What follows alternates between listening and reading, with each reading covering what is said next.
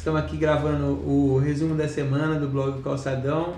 Eu, Paulo Honório, Ricardo Jimenez, trazer para vocês as últimas notícias aqui da cidade e região.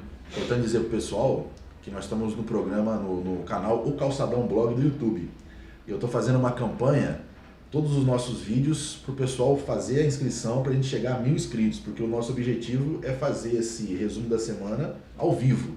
E para a gente poder fazer ao vivo, a gente tem que ter 1000 inscritos. Eu já convido você a se inscrever no nosso canal. Nos ajude a chegar à marca de 1000 inscritos. Como que faz isso? É só clicar lá? A pessoa entra lá, está escrito inscrever-se. Ela clica, já está inscrito no blog. Facinho. Rapidão. Paga nada? Não paga nada.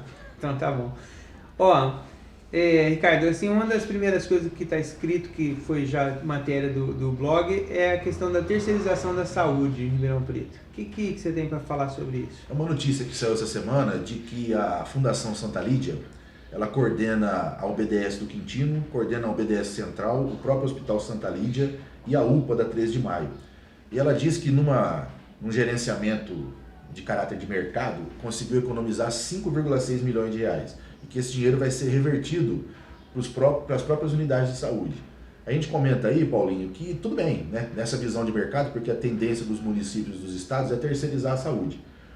Nessa visão de mercado, eles podem até achar importante que o trabalho deles está sendo legal, só que a demanda das pessoas de Ribeirão Preto não está sendo assistida. Você pode até economizar dinheiro, mas se você vai num desses lugares aí, você sabe que você encontra fila, você não encontra remédio, a dificuldade para fazer um exame.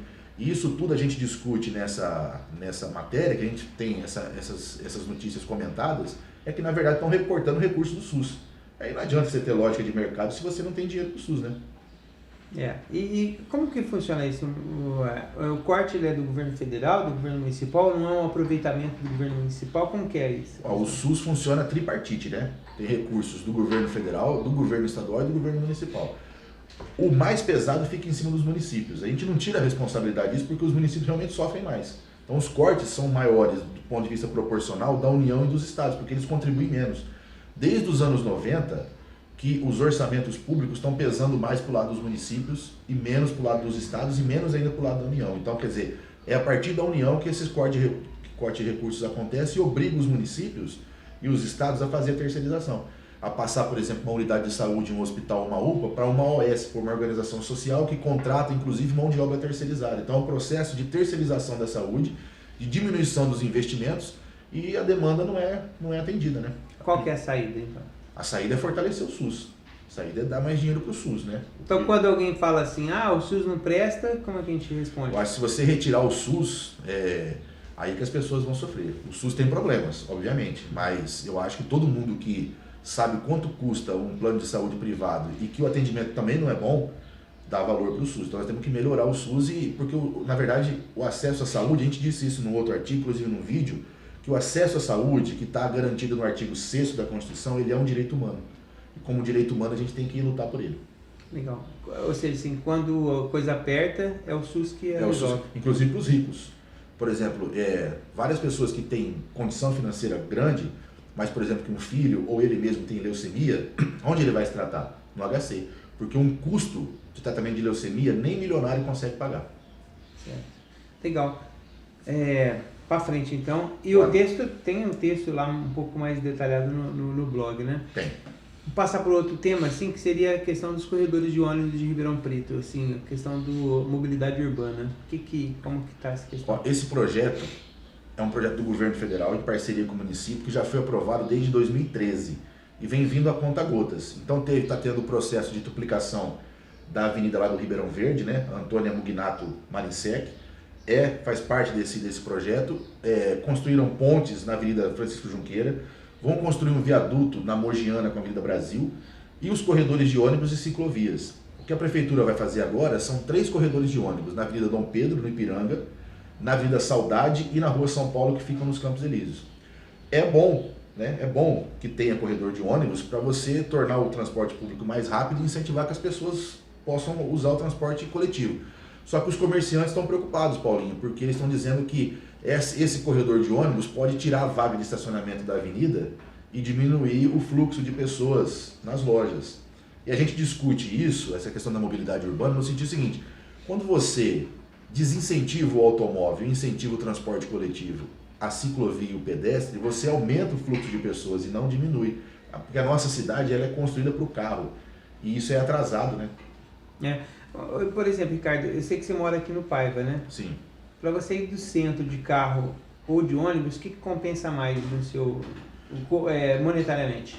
Eu acho que monetariamente compensa mais ir de ônibus. Só que do ponto de vista do tempo que você vai gastar e principalmente do tempo, né? E a oferta de ônibus e principalmente o conforto, né? Nosso sistema de ônibus ele é caro, ele é desconfortável e ele não liga a cidade inteira. Então as pessoas preferem ir de carro ou de moto do que andar com ônibus. Por isso que tem muita gente andando com uma pessoa só num carro.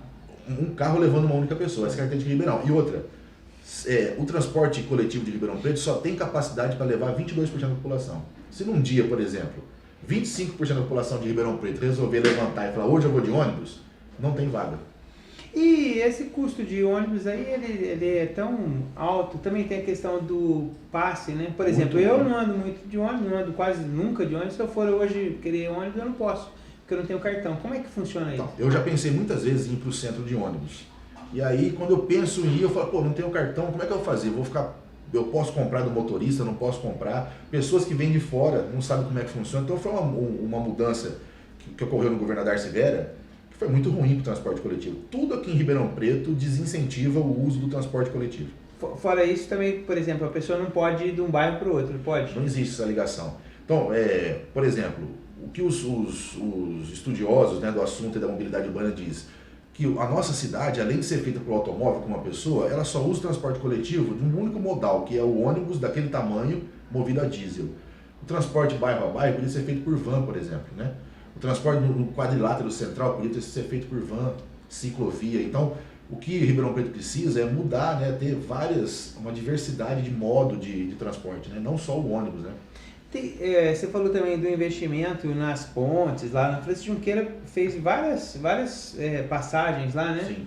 Teve um custo aquilo lá. Como é que é esse processo aí? Foi um projeto da prefeitura ou um projeto do governo federal? Não, já está nesse projeto do PAC Mobilidade 2013, que o PAC vai destinar 310 milhões de reais para Ribeirão Preto. É um bom projeto, é melhor do que nada. Só que ainda é um projeto que beneficia o automóvel, por isso essas pontes da Francisco Junqueira, e beneficia o ônibus a diesel. Não tem um projeto em Ribeirão Preto para você ter, por exemplo, um VLT, para você ter um transporte de van, que é um transporte mais leve e menor para fazer o bairro a bairro. Inclusive incentivando o desenvolvimento nos bairros, ao invés da pessoa ir para o centro toda hora. Então é um outro tipo de cidade, Paulinho, que a gente tenta discutir no blog do Calçadão.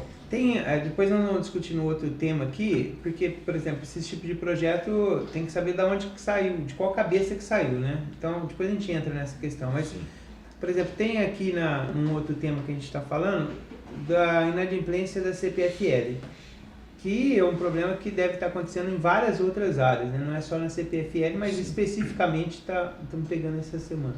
Então, o que acontece é o seguinte, desde 2016 o Brasil está numa crise econômica terrível. Nós temos hoje 14 milhões de pessoas desempregadas, outras 30 milhões no trabalho informal, que não tem uma renda mensal garantida, e isso faz com que as pessoas não tenham condições mais de pagar suas contas. E a inflação, ela não tem baixado, ela tem aumentado. Então você pega a conta de luz, você pega o cartão de crédito, qualquer tipo. Há um dado hoje, Paulo Honório, 62 milhões de brasileiros adultos são inadimplentes, no cartão, na conta de luz, de água, qualquer tipo de dívida. Em Ribeirão Preto são 38% da população adulta que está endividada, e segundo a CPFL e segundo a Serasa, a média de endividamento por pessoa em Ribeirão Preto é 3 mil reais, que é um valor muito alto. 3 mil reais por pessoa, 38% da população adulta de Ribeirão Preto deve. 42% dos domicílios estão inadimplentes com a CPFL, isso dá 130 mil casas. 2 mil já tiveram a luz cortada. Vixe. É um problema que, por exemplo, não dá para a CPFL considerar isso que não, vamos pegar então e cortar de todo mundo, né? Então, a luz é um... Porque tá indo com o SPC? Então, o que a CPFL diz é o seguinte, que antes dela cortar, ela procura a pessoa, tenta negociar, dá um prazo, porque é difícil você imaginar que vai cortar a luz das pessoas, né? Então, antes de cortar, por isso que dessas 130 mil, cortaram 2 mil até agora, porque o processo é lento. Mas ele acaba acontecendo, porque as pessoas não têm dinheiro, né? Tudo isso é porque o Brasil não se desenvolve, o Brasil está numa crise econômica terrível. Então, agora sim, por exemplo, a CPFL é uma fornecedora de serviço de energia. privatizado. Ela precisa de sobreviver pelo aquilo que está fornecendo. Se as pessoas não pagam, ela não presta um bom serviço para todo mundo. Sim. Então, na verdade, o problema não é fornecer energia de graça para quem não pode pagar, é dar a possibilidade para quem não pode pagar, pagar. Exatamente. Fazer um processo, por exemplo, quem que pode solucionar isso? O poder público. O poder público pode solucionar isso. Como? Fazendo uma parceria com a CPFL, fazendo o levantamento dessas 130 mil residências, quem é que realmente não pode pagar e quem é que não está pagando por alguma outra condição, e ver qual é o processo dentro da CPFL, né? Isso tudo dentro da lei, porque você não pode cortar energia, né? E tem um dado grave, né? Dessas 130 mil residências, será que são residências que tem endereço lá e rua? Porque a gente tem em Ribeirão Preto 60 mil pessoas que não têm residência, né? Como é que essas pessoas elas têm acesso à luz? É o gato. O famoso gato. E o gato não é só na favela não, porque as pessoas têm preconceito. O gato está acontecendo em todas as residências, porque ninguém está aguentando pagar a conta de luz. Ó, teve um aumento de 2016 para cá, em média, 8% ao ano na conta de luz. Então nem quem tem renda está conseguindo pagar a luz. Isso é um problema, mas é um problema não só de Ribeirão Preto da CPFL, é um problema do Brasil. Se continuar desse jeito, daqui a pouco não vai ter mais casa com luz, todo mundo vai fazer gato, né? Porque eu não vou ter condição de pagar, nem você, nem quem está vendo. Ele prejudica todo mundo. E prejudica todo mundo. Se acontece isso na CPFL, acontece isso em outros órgãos públicos também. Outras contas fixas que as pessoas têm, por exemplo, água. Eu imagino, por exemplo, a situação do DAERP, que deve ter uma situação bem parecida com essa, né? E é uma situação ainda mais grave, porque você não pode cortar a água da pessoa, porque é um serviço vital, né? Mas corta, né? Mais corta, principalmente dos mais pobres. Será que tem uma caça às bruxas lá ou não? Não sei, precisa ver isso aí direitinho. Um outro assunto que a gente tem que tratar aqui, que a gente tratou, foi a questão da transparência pública. Sim. E o combate à corrupção, né? Combate à corrupção parece que é um negócio que só tem no setor público. Como que vê isso? Transparência pública é uma coisa que a gente tem que defender, porque ela é um instrumento de combate à corrupção. Mas tem a ver, por exemplo, transparência com corrupção pública? Porque quando fala de corrupção parece que é só público, né? Sim. Não. Aliás, a corrupção só existe porque tem essa promiscuidade entre o público e o privado. É por isso que existe corrupção. O empresário ele tem uma relação com o Estado aqui no Brasil, que é uma relação que propicia a corrupção, né? E a transparência vai exatamente nisso. Se existe transparência, você dificulta essa relação promíscua entre público e privado. Então nós temos que ser a favor da transparência. Mas se você pegar aí o tal do Comitê da Transparência, você vai ver as entidades que estão aqui, ó, para o pessoal ficar sabendo. A CIRP, que é a CI, a OAB... Aqui a gente está falando de Ribeirão Preto. Ribeirão Preto, criou um comitê... Ribeirão Preto, para ser mais específico, porque isso. a coisa fica tão grande, né? Exatamente. Existe uma lei de transparência que o setor público é obrigado, né? Mas nem sempre ele obedece porque não é regulamentado, mas existe, foi feito pela Dilma, inclusive. Mas aqui em Ribeirão Preto se criou um comitê pela transparência, formado aqui pela ACIRP, pela OAB, pela ARP, que é uma instituição muito importante aqui em Ribeirão Preto, Sindicato dos Contabilistas, a CIESP, que é a Confederação das Indústrias do Estado de São Paulo, né? O Instituto Ribeirão 2030, que é um instituto aí que está... um instituto meio que do pensamento conservador, de elite e tal, tudo bem, né? Mas assim, o que esse grupo quer fazer? Quer levar o poder público ao prefeito propostas para melhorar a transparência. Beleza. Só uma coisa assim que você falou. Por exemplo, a transparência à corrupção, ou a combate à corrupção, ela não é uma coisa de esquerda ou de direita, né? Não. É uma questão de princípio, né? Não tem É uma questão problema. de Estado, né? É de uma questão de Estado. Estado, uma questão republicana. Que vai ser bom para todo mundo, né? O Estado brasileiro ele não pode conviver com o patrimonialismo, que é o cara que acha que é dono da estrutura pública, e nem com o clientelismo, o cara que vai lá e compra o agente público para poder ter favorecimento. Então, assim, não importa qual a coloração da entidade, o importante é que, assim, seria importante que todas tivessem o mesmo imbuído do mesmo. É por isso que a gente diz aí, ó, eu acho importante, acho que a gente tem que valorizar, só que se você pegar essas instituições, está faltando movimento social aí, né? Faltando movimento social. Parece que tá. Né? Porque, assim, e muitas dessas instituições, aí que a gente faz uma reflexão, elas estão liderando aquele projeto de redução do número de vereadores, que é um projeto polêmico, que é um projeto que tem a aprovação da maioria da população, porque a população está de saco cheio da política, acha que a política não presta. Então, se você perguntar assim, você é a favor de reduzir os 27 vereadores? A maioria que você me chama, eu sou a favor de fechar aquilo lá. Sou a favor de reduzir para 5. E eles têm razão. Eles não têm razão? De estar puto? Eu acho que eles têm razão de estar puto com a política. A política não resolve a vida de ninguém, mas não existe outro caminho fora da política. Eu não acho que tem razão, porque, assim, por exemplo, quando a pessoa fala isso, ela está sem um embasamento assim, mínimo da condição de entender o que é o processo de democratização da participação social. Então, por exemplo, quando o cara fala assim, não tem que ter representatividade na Câmara, ela está falando uma bobagem muito grande. Né? Mas aí você tem que passar do nível, né? Do ponto de vista do senso comum, que é o que a pessoa sente na vida dela, que ela não consegue pagar a conta de luz, que ela não consegue ter emprego, para ela a política não está servindo para nada. Esse salto é exatamente por isso que nós defendemos os 27 vereadores, é para dar esse salto de conscientização, é para ajudar as pessoas a entender que mesmo que seja difícil, não tem outro caminho fora da política. Fora da política é o autoritarismo, é a ditadura, né? Então nós somos favoráveis aos 27 vereadores.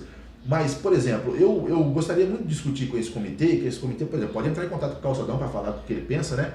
Assim, tem uma ideia, principalmente de grupos empresariais, de que se você eleger um CEO, que é um empresário, para tomar conta da cidade, tudo vai melhorar. E eu sempre lembro que Ribeirão Preto já teve alguém assim, que inclusive fez campanha dizendo que era empresário, que ia fazer uma visão empresarial, e foi a pior administração que Ribeirão Preto teve, inclusive pior que a Darcy Mello, que foi a administração do Luiz Roberto Jabari. Não é? Então isso é um exemplo para Ribeirão Preto. CEO não resolve o problema de ninguém, o que resolve é a política. Então nós somos a favor da transparência, nós somos a favor da transparência com o povo, com o movimento social e com participação contínua, né? Porque é assim que a gente constrói a democracia. Qual que é a relação aqui, só para ficar mais claro, entre a questão dos 27 vereadores e a participação, a transparência pública? É assim, transparência, ótimo. Transparência, ótimo. A gente é a favor. Só que transparência com participação popular. Não adianta você falar transparência porque nós vamos ter uma visão empresarial, vamos reduzir o número de vereadores, vamos agora enxugar a máquina, que é uma visão neoliberal, né? Aí não. Eu só fiz essa argumentação porque muitas dessas entidades que estão defendendo aí a transparência corretamente defendem a redução do número de vereadores. E a gente não defende, a gente defende a manutenção para manter a representatividade. Uma questão que eu acho que é importante deixar claro é o seguinte, quando você fala em reduzir, ou qualquer um que fala em reduzir o número de vereadores, o orçamento da Câmara permanece o mesmo. Sim. Sim.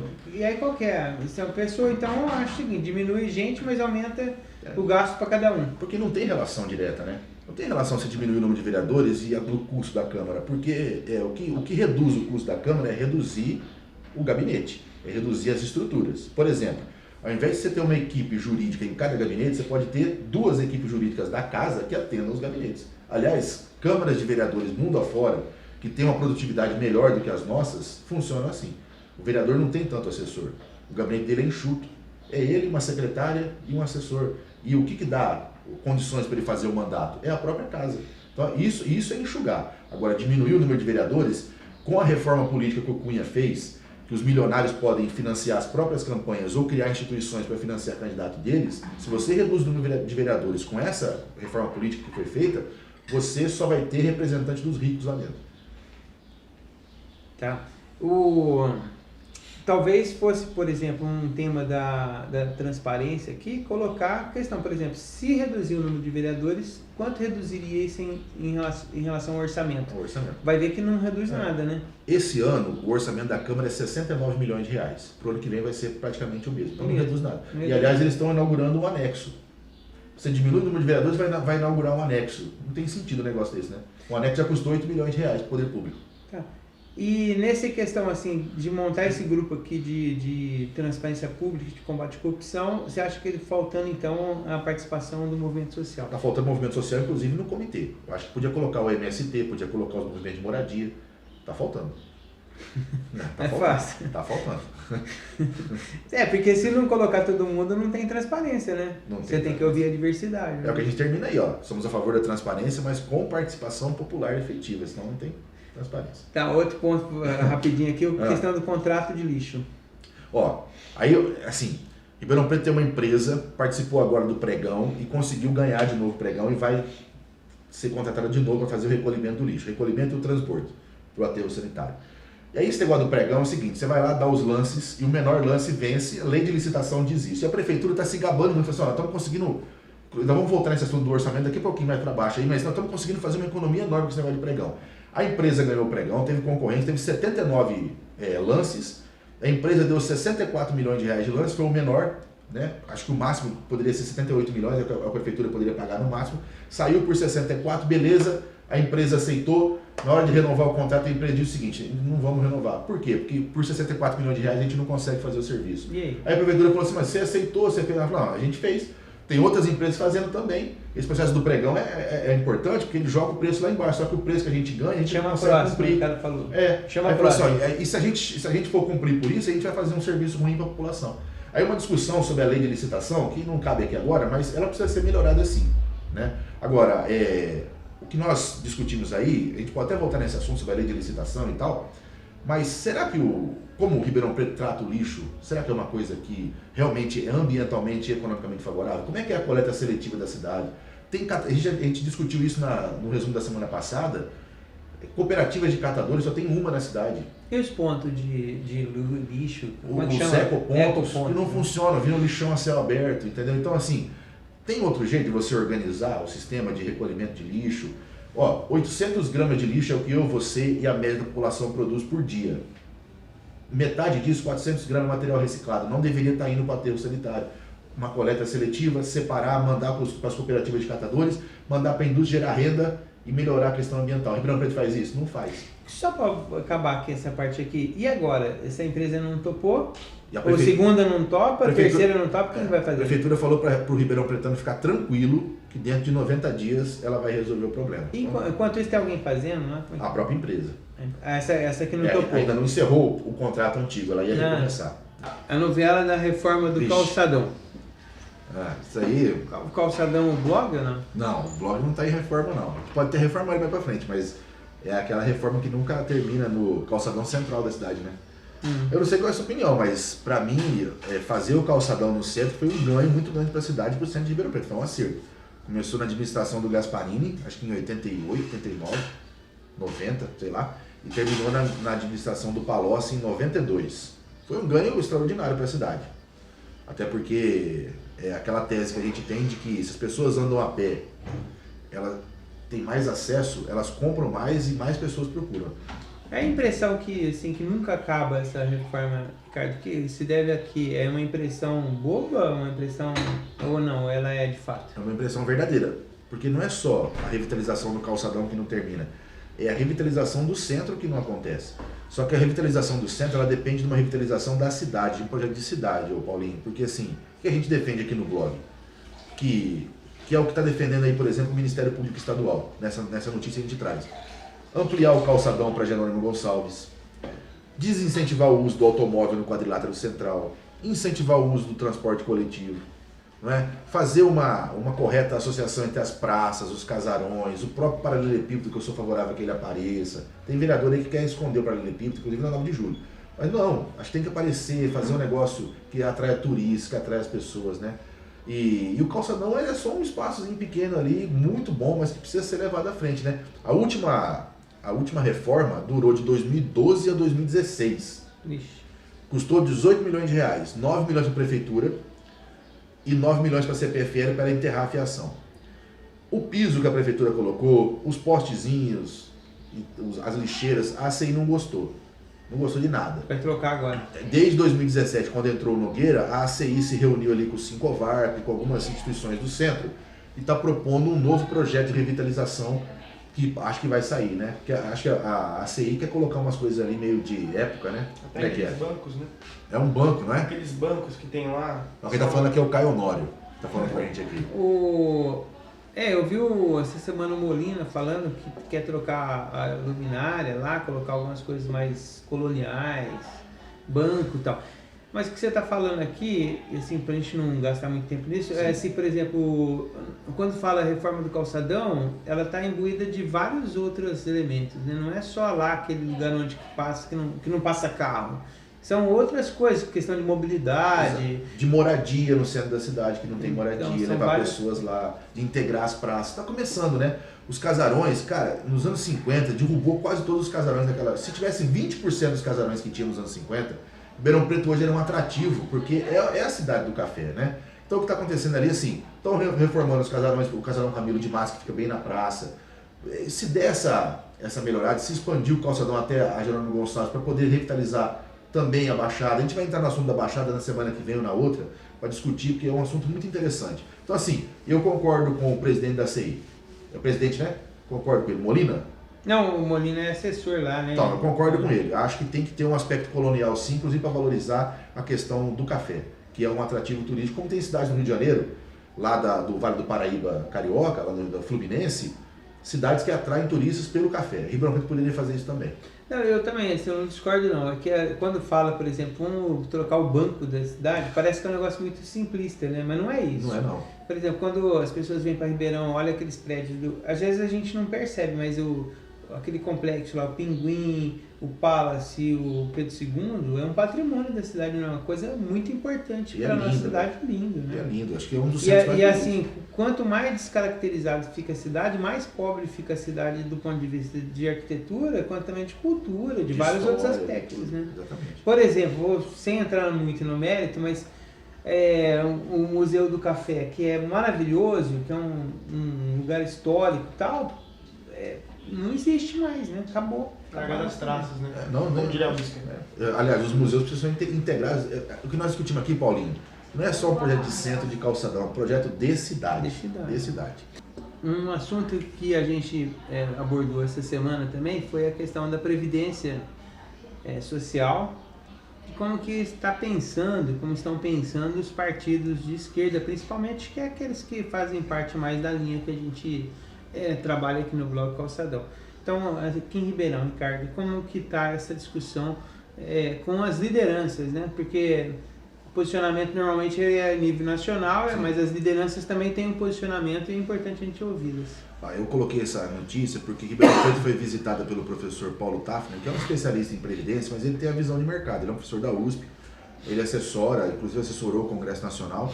Ele tem a visão muito parecida com a visão do Paulo Guedes, do banqueiro Paulo Guedes, que é o ministro da Economia do Bolsonaro, que tem uma proposta de privatizar a previdência pública e economizar lá o tal de 1 trilhão, que aliás até o professor Paulo Tafner defende, 850 bilhões em 10 anos, mas que o Diese diz que essa economia vai ser feita em cima do trabalhador, de quem ganha até 2 salários mínimos. Então essa discussão está posta. A turma do Bolsonaro defende o ponto deles, a turma da esquerda defende o ponto deles, o PSDB que está relatando essa matéria no Congresso. Eu achei importante, já que nós estamos quase caminhando para o processo eleitoral do ano que vem, municipal, achei importante que os partidos de esquerda e centro-esquerda de Ribeirão Preto se posicionem, porque o posicionamento da direita a gente já sabe, nunca tem de ir lá entrevistar o PSDB ou entrevistar o PSL, porque a gente sabe a posição deles, né? Legal a gente trazer para o nosso lado, que é o que o Bloco Calçadão faz, abrir aqui a perspectiva para a esquerda e centro-esquerda. Então a gente vai procurar os representantes do PT, do PSOL, o Fernando Tremulli e o João Brás, que é o presidente do PSOL, eles já são próximos da gente consegue trocar uma ideia com eles mais fácil. Mas procurar as outras lideranças do PCdoB, procurar, por exemplo, a liderança do PDT, o Lincoln Fernandes, que é o presidente da Câmara, que foi lançado pré-candidato a prefeito pelo Carlos Lupe, presidente nacional do PDT, teve aqui semana passada, lançou o Lincoln. O que o Lincoln pensa da reforma da Previdência? Acho importante, já que ele foi lançado pré-candidato.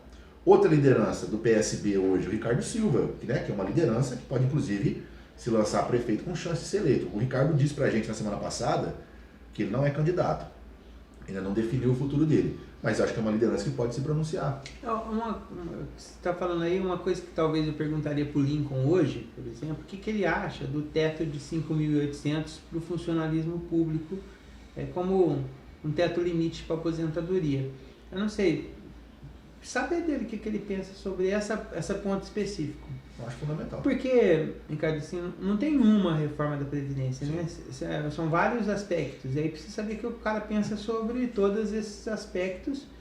E mesmo que ele não seja um influenciador do partido lá em cima, mas que ele tem uma opinião, não é verdade? Sim. Porque todo político local, ele tem que dar a opinião dele sobre as coisas, porque isso vai refletir naquilo que o eleitor ou que a população acha do indivíduo. Por exemplo, o PT defende que se faça uma reforma tributária primeiro. O pessoal vai também nessa linha. O PDT, a partir do Ciro Gomes, defende uma reforma da Previdência. Então, o Ciro diz que está em déficit e precisa de uma reforma. O PSB eu não sei. Eu não sei a posição do PSB. O PSB é um partido meio... Tem várias tendências. Quem é PSB? Ricardo Silva. Ricardo. Ele era do PDT, hoje ele está no PSB. Então o Lincoln com ele não tem a ver. Eles estavam no mesmo grupo, né? Que é o grupo que faz oposição ao atual prefeito, né? Não, outra coisa, por exemplo, o Ricardo, é importante saber dele o que ele pensa sobre isso, porque, por exemplo, eu lembro que ele era muito a favor da questão da Lava Jato, essa apuração, corrupção, não sei o que e tal. e ele foi denunciado na questão da Sevandija, que inclusive influenciou no resultado da eleição municipal. Então, talvez hoje, eu não sei como é que está o posicionamento dele. Será que ele ainda mantém o mesmo posicionamento sobre essa questão de investigação a todo custo?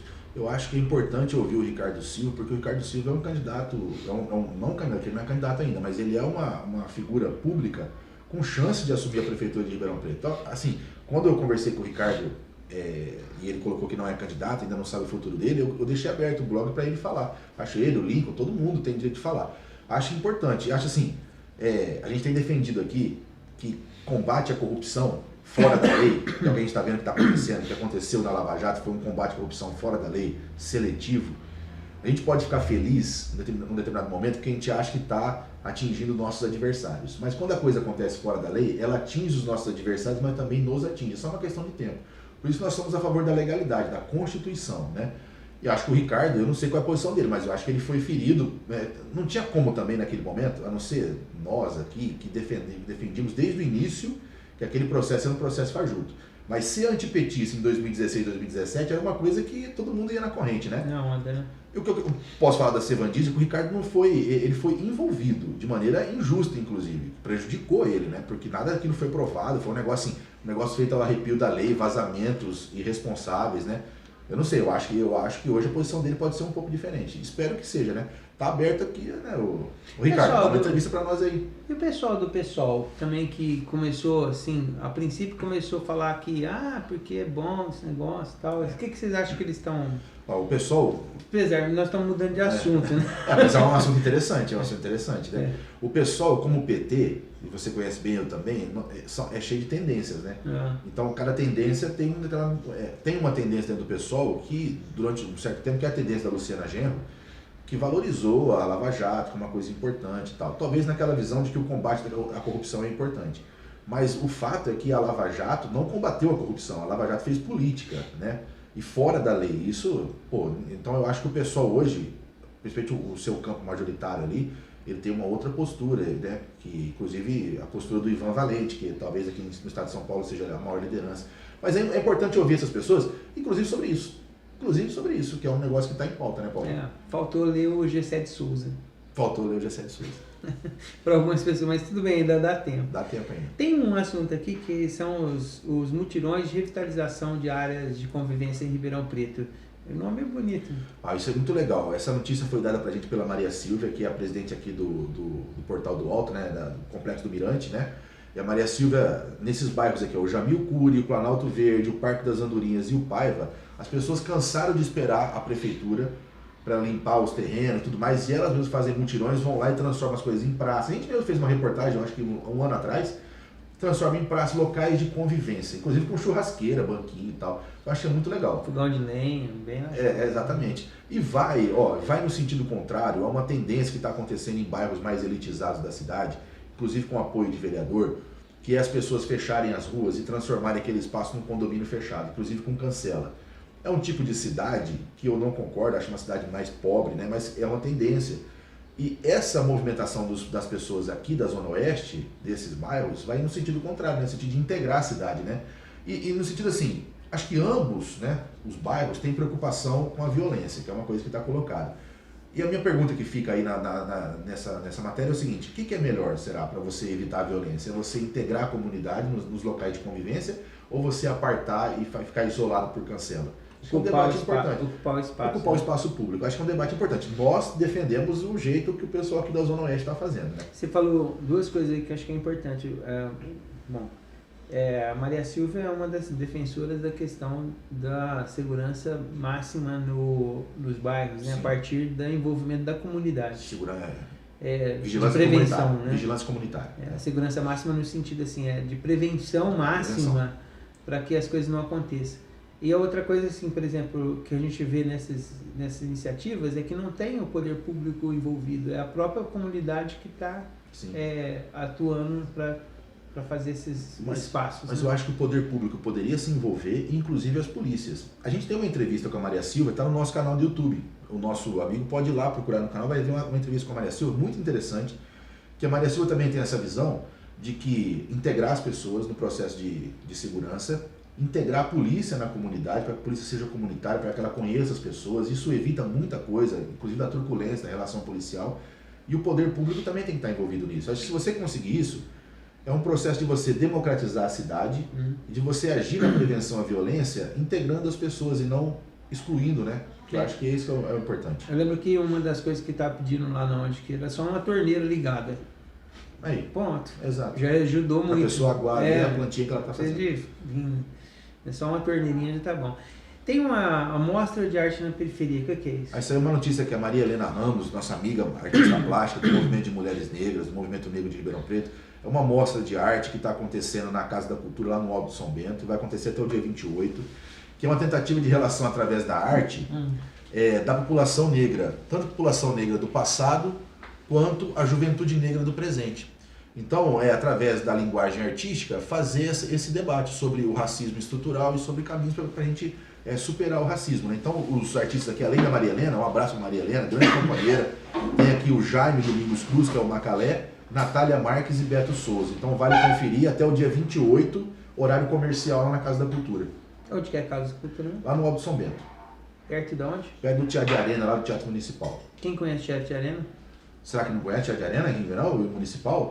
Olha, Teatro de Arena é complicado. É ali na Rua Capitão Salomão, né? Subindo a Rua Capitão Salomão, lá em cima. Não, o Teatro de Arena eu tô falando porque eu lembro.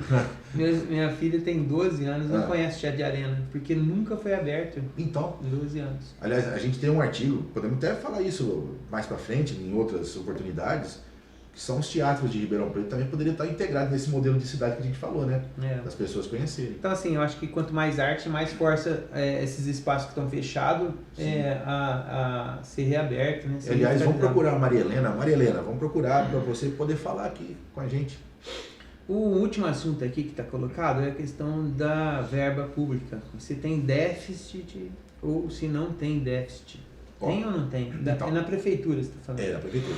O Nogueira assumiu em 2017 falando que a prefeitura tinha 208 milhões de reais em déficit. E ele usou essa narrativa da prefeitura quebrada pela Sevandija, não pela Sevandija, mas pela a outra prefeitura que corrupta e tudo mais. Essa narrativa de que a Darcy Vera quebrou a cidade, ela é verdade, mas ela também é uma desculpa, né? Porque tudo é assim, né? Se você lembrar, a Darcy Vera assumiu a prefeitura em 2005, ela assumiu dizendo que, o Gasparini assumiu em 2005 dizendo que o Margione tinha quebrado a cidade. Aí a Darcy assumiu em 2007, quebrou, o Gasparini quebrou. Então cada um vai falando coisa. Então é verdade, mas também é uma desculpa.